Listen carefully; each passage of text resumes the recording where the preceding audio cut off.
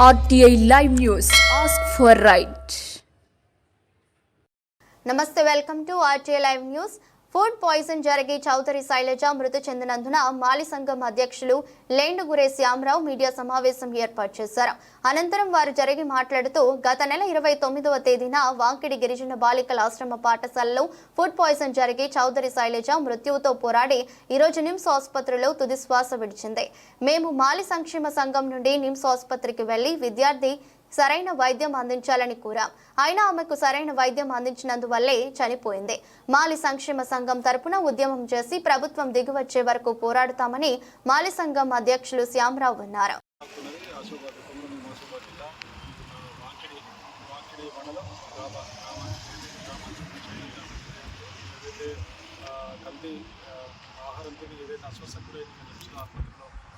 చెందిన శైలజ కుటుంబాన్ని పరామర్శకు వెళ్తున్న ప్రజాప్రతినిధులను ఎక్కడికక్కడ కూడా పోలీసులు అడ్డుకుంటున్నారు. ఉదయాన్నే ఈరోజు ఉదయం ఏదైతే పరామర్శకు వెళ్తున్న ఎమ్మెల్యే అశోక్ ఎమ్మెల్యే పోవాలని పోలీసులు అడ్డుకున్నారు. అలాగే ఖానాపూర్ టీఆర్ఎస్ పార్టీ రాష్ట్రవాది సంఘ నాయకులతో పాటు ఏదైతే వాంకిడి మండలం చెందిన ప్రజాప్రతినిధులు ఎవరిని కూడా దాబా గ్రామానికి పోలీసులు ఎలవ్ చేయడం లేదు. దాబా గ్రామానికి వెళ్ళే అన్ని దారులను కూడా పోలీసులు బారికేడ్లు ఏర్పాటు చేశారు. ఆ ఏదైతే ఇవన్నీ కూడా బారికేడ్లు ఏర్పాటు చేసి బందోబస్తు ఏర్పాటు చేశారు. దాంతో పాటు కొమరంభీం ఆసిఫాబాద్ జిల్లా పోలీసులు ఏదైతే ఈ మండలంలో ఇక్కడి మాకాం వేసి వాంకిడి మండలం కేంద్రంలో మాకాం వేసి భద్రత ఏర్పాటు పర్యవేక్షిస్తున్నారు. ప్రస్తుతం మనం ఏదైతే ఏదైతే విద్యార్థినులు అస్వస్థకు గురైన ప్రభుత్వ గిరిజన బాలికల ఆశ్రమ బాలికల ప్రధాన రహదారులు ఈ రహదారులు కూడా వెళ్ళకుండా పోలీసులు బారికేడ్లు ఏర్పడుతున్నారు. ఇక్కడ ఎప్పటికీ కూడా ఎలో కొత్త వాళ్ళు ఇవన్నీ కూడా లోపలికి పంపించలేదు. కనీసం ఆశ్రమ పాఠశాలకి వెళ్ళాలంటే కూడా పోలీసులు అనుమతి తప్పనిసరి అయ్యే పరిస్థితి ఇక్కడ నెలకొంది. ముఖ్యంగా మనం మధ్యలో విజయం కూడా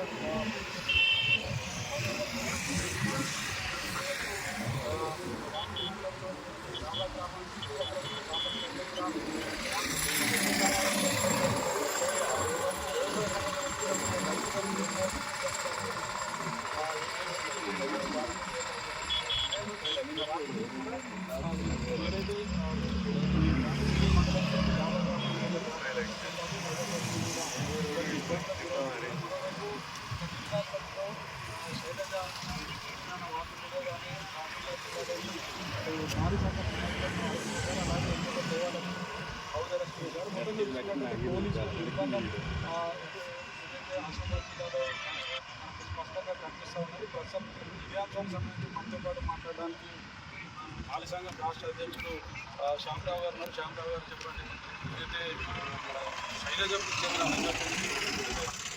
సాయంత్రం నుంచి కూడా నిర్బంధం కొనసాగుతున్నది. కొమరంభీం ఆసిఫాబాద్ ఎక్కడికక్కడ మాలి సంఘం నాయకులతో పాటు ప్రజాప్రతినిధులను కూడా అరెస్ట్ చేస్తున్నారు. మీరు మనం ఎట్లా చూడొచ్చు? ఇది కాంగ్రెస్ ప్రభుత్వము దౌర్జన్యకాండ అయింది. ఎందుకంటే విద్యాశాఖను తన దగ్గర పెట్టుకొని విద్యార్థులకు ఆశ్రమ పాఠశాల సరైన సౌకర్యం లేక, సరైన తిండి లేక, వాళ్ళకు ఇంట్లో సరైన సమయంలో సాంకేతిక చేయకపోవడం వల్ల అధికారులు కూడా ఏం చేయలేని పరిస్థితుల్లో మరి ఇటువంటి కలుషిత ఆహారం తిని సుమారు ఇప్పటి వరకు మన తెలంగాణ రాష్ట్రం లోపల 45 మంది మృతి చెందిన విషయం అందరికీ తెలిసిందే. ఈరోజు మరి ఇక్కడ చూసినట్టయితే నేను మాలి సంఘ రాష్ట్ర అధ్యక్షుడిని, కనీసం మా కులానికి చెందిన చౌదరి శైలజ మృతదేహాన్ని చూడడానికి కూడా నన్ను కోరియలేదు. రాత్రి 2-3 సార్లు మా ఇంటికి వచ్చిండ్రు. నన్ను కూడా ముందస్తు అరెస్ట్ చేయడానికి ఎన్నో ప్రయత్నాలు చేస్తాను. నేను ఎట్టకేలా ఇక్కడికి వచ్చి మరి ఆ అమ్మాయిని చూడడానికి మృతదేహం కట్టి ఫోన్ చేయడం లేదు. అదేవిధంగా వాళ్ళ చుట్టాలు బంధువులు కూడా దగ్గర రానివ్వడం లేదు. వాళ్ళ కులానికి చెందిన దగ్గర రానివ్వడం లేదు. చాలా నిర్బంధానికి ఈ నిర్లక్ష్య వైఖరి, ఈ దౌర్జన్య కాండ, దీని మేము మాలి సంక్షేమ సంఘం తరఫున ఖండిస్తున్నాం. రాబోయే కాలం లోపల ఈ కాంగ్రెస్ ప్రభుత్వానికి తప్పకుండా గుణపాఠం చెప్తాం. మరి ఏదైతే ఈ అమ్మాయి చాలా పరిస్థితులు ఉన్న అమ్మాయి కటిక పేదలు వీళ్ళ తల్లిదండ్రులు మరి కూలీనాలు చేసి ఏదో గురుకుల పాఠశాల ఆమెకు సీట్ వచ్చినందువల్ల చాలా సంతోషపడ్డరు. భవిష్యత్తు లోపల ఆమె మరి సమర్థురాలై మా కుటుంబాన్ని పోషిస్తున్న ఆశతో ఉండే మరి అటువంటి పరిస్థితుల్లో కలుషిత ఆహారం తిని ఆమె గత 20 రోజుల నుంచి మరి నిమ్స్ హాస్పిటల్ ఉన్నప్పటికీ మేము మాలి సంక్షేమ సంఘం తరఫున అక్కడ హాస్పిటల్ కలిసి వైద్యులు అడిగినాం, మీరు ఇంకా మెరుగైన వైద్యం చేయండి, మీకు కార్పొరేట్ వైద్యం చేయండి. మరి ఇక్కడ వైద్యం సరిగ్గా దొరకడం లేదు, అమ్మాయి ఇంటెన్సివ్లో ఉన్నది, చాలా కోమల పోయి ఉన్నదని చెప్తే అక్కడ వైద్యులు నిర్లక్ష్యం వహించి మేము ఇక్కడనే వైద్యం చేస్తాం, మంచిగా అయితే మీకు ఎందుకని చెప్పేసి అక్కడికి ఒక కెమెరాను కానీ మమ్మల్ని పోనివ్వడం లేదు. హాస్పిటల్ కూడా చాలా నిర్బంధంగా ఉండే. మరి మేము చాలా ప్రయత్నాలు చేసినాం, చాలా మందికి ఆమె మెరుగైన వైద్యం ఇవ్వాలని చెప్పేసి ఎంత ప్రయత్నం చేసినా మరి ప్రభుత్వం వైఫల్యం చెంది మరి ఎట్టకేలు నేను సాయంత్రం 4 గంటలకు నిమ్స్ ఆసుపత్రిలో ఆమె 20 రోజులు మృత్యుతో పోరాడి తుది శ్వాస విడిచింది. ఈ విషయం తెలియగానే ఎక్కడికక్కడ మరి పోలీసులు మా ఇళ్లలో వచ్చి టీఆర్ఎస్ పార్టీ నాయకులను, మాలి సంఘ నాయకులను, ఆదివాసీ సంఘ నాయకులను, సత్యన సంస్థ నాయకులను అందరినీ కూడా ముందస్తు అరెస్ట్ చేసి మరి కేవలం ఆమెను సానుభూతి అక్కడ పోయి మేము డిమాండ్ అడగడానికి కూడా మాకు అవకాశం ఇస్తలేదు. మరి మాలి సంక్షేమ సంఘం తరఫున మేము డిమాండ్ కోరుకుంటున్నాం. ఏదైతే అమ్మాయి మరి బీద పస్తున్న అమ్మాయి తల్లిదండ్రులకు 50 లక్షలు ఎక్స్గ్రేస్ చేయాలి, అదేవిధంగా వాళ్ళకు ప్రభుత్వం నుండి ఒక పక్క ఇల్లు నిర్మించాలి, మళ్ళీ అదేవిధంగా వాళ్ళ కుటుంబంలో ఒకరికి ప్రభుత్వ ఉద్యోగం ఇవ్వాలని చెప్పేసి మేము డిమాండ్ చేస్తున్నాం. మా డిమాండ్ని మీరు పెడిచిన పెట్టినట్టయితే మరి రాబోయే ఎన్నికల్లో కావచ్చు, రాబోయే రోజులలో మొత్తం యావత్ రాష్ట్రంలో ఉన్న మాలి కులస్తులందరం, మాలి సంఘ నాయకులందరం, వివిధ కుల సంఘ నాయకులు, కులాలందరం కలిసి తెలంగాణ రాష్ట్రంలో ప్రజలందరి సహకారంతో మరి మీ ప్రభుత్వాన్ని పడగొట్టేలాక నిద్రపోం. దయచేసి మీకు హెచ్చరిస్తున్నా, ఒక మాలి సంఘ రాష్ట్ర అధ్యక్షుడు హెచ్చరిస్తున్నా, మిస్టర్ రేవంత్ రెడ్డి గారు, మీరు విద్యాశాఖ మంత్రిని మీ ముడి కింద పెట్టుకొని మరి విద్యార్థులు చనిపోయేదాకా చూస్తారు. 48 మంది చనిపోయే వరకు మీరు ఏం చేశారు? మీరు ఎందుకు నిమ్మక నీరెత్తినట్టు ఉంటారు? వాళ్ళకి సరైన వైద్యం లేదు, సరైన తిండి లేదు, సరైన మౌలిక వస్తువులు లేవు, వాళ్ళకి బాత్రూమ్ లేవు, చెద్దరు లేవు, కంబలు లేవు. మరి నానా ఇబ్బందులు పడి ఈరోజు విద్యార్థులు చదువుకుంటున్నారు. ఇది చాలా దారుణం, ఇది చాలా కఠినం. తప్పకుండా మీకు శిక్ష పడే రోజులు ఉన్నాయి. రాబోయే కాలం లోపల మాలి సంక్షేమ సంఘం తరఫున మీకు సరైన గుణపాఠం చెప్తాం. మా డిమాండ్లు తప్పకుండా పాస్ చేయాలని కోరుకుంటున్నాం. ఒకవేళ ఆ బీద కుటుంబాన్ని మీరు ఈ డిమాండ్లు గిట్లా మీరు నెరవేర్చకపోతే రేపటి నుంచే మా మాలి సంక్షేమ సంఘం తరఫున ఉద్యమ కార్యాచరణ చేస్తాం. ఎందుకంటే మేము తెలంగాణ రాష్ట్రం కోసం కొట్లాడినాం. మాకు తెలుసు రాష్ట్రాన్ని సాధించిన మాకు మీ మెడల్ వచ్చి ఏ విధంగా మా డిమాండ్లను పాస్ చేసుకోవాలో తెలుసు. మరి అదేవిధంగా ఇక్కడ స్థానికంగా ఉన్నటువంటి కాంగ్రెస్ నాయకులు, ఇక్కడ ఎమ్మెల్యేలు కావచ్చు, ఇన్ఛార్జీలు కావచ్చు, మరి ఎంపీ కావచ్చు, వాళ్ళు ఎవరు కూడా ఈ అమ్మాయి కుటుంబాన్ని నుంచి పరామర్శిస్తలేరు. మాకు ఎటువంటి వాగ్దానం చేయడం లేదు, ఏది హామీ ఇవ్వడం లేదు. కాబట్టి ఇక్కడ నాయకులందరూ కూడా మరి మీ సీఎం రేవంత్ రెడ్డి చెప్పి వాళ్ళు ఏవైతే డిమాండ్ కోర్టులలో ఆ డిమాండ్లను పాస్ చేసేదాకా మీరు మాకు సహకరించండి. లేకపోతే మీకు కూడా రాబోయే కాలం లోపల పుట్టగతులు ఉన్నాయి. తప్పకుండా పోరాటం చేసి మా డిమాండ్లను, అమ్మాయికి ఏవైతే కావాలో ఆ డిమాండ్లను పాస్ చేసే వరకు ఇంట్లో పోయేది, మడవ దింపేది లేదు. తప్పకుండా పోరాడతాం.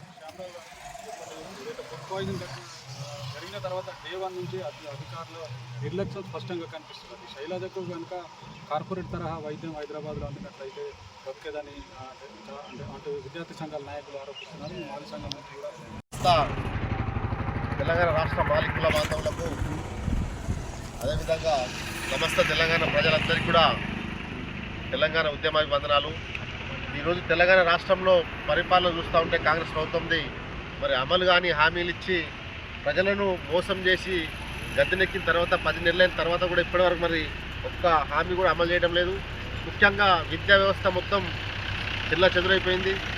మరి విద్యాశాఖ మంత్రి నియమించకుండా రేవంత్ రెడ్డి విద్యాశాఖను తన దగ్గర ఉంచుకొని ఈరోజు విద్యా వ్యవస్థను నిర్వీర్యం చేయడానికి మరి పెద్ద ఎత్తున కుట్ర చేస్తాడు.